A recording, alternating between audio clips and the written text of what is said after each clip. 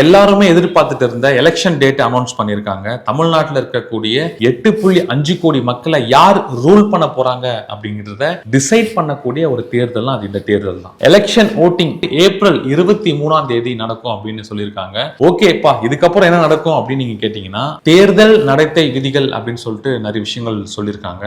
அதுல government offices உட்பட எல்லாமே எலெக்ஷன் கமிஷனுடைய கண்ட்ரோலுக்கு போயிடும். Election commission code of conduct ப்ராசஸ்க்கு வந்ததுக்கு அப்புறமா கவர்மெண்ட் எந்த ஒரு புதிய அறிவிப்பையுமே அறிவிக்க முடியாது அப்படின்னு சொல்லியிருக்காங்க. அதாவது கவர்மெண்ட் சம்பந்தப்பட்ட அல்லது சம்பந்தமான ஆல்ரெடி பண்ணிட்டு இருக்கக்கூடிய வேலைகளை கண்டினியூ பண்ணலாம். ஆனா புதுசா எந்த ஒரு விஷயத்தையுமே கம்யூனிகேட் பண்ண முடியாது அப்படின்னு இந்த விஷயத்துல சொல்லப்படுது. அதாவது கவர்மெண்ட் ஆபீசர்ஸ், அது மட்டும் இல்லாம அரசு சம்பந்தப்பட்ட விளம்பரங்கள் பொதுவெளியில வைக்கக்கூடாது அப்படின்ற விஷயமும் இதுல சொல்லப்படுது. டோல்கேட்ஸ்ல வாகனங்களுடைய சோதனை ரொம்ப தீவிரமா இருக்கும் அப்படின்னு சொல்லப்படுது. அதாவது ப்ராப்பர் ப்ரூஃப் இல்லாம நீங்க கோல்டு, கேஷ் இதெல்லாம் நீங்க எடுத்துட்டு போக கூடாது.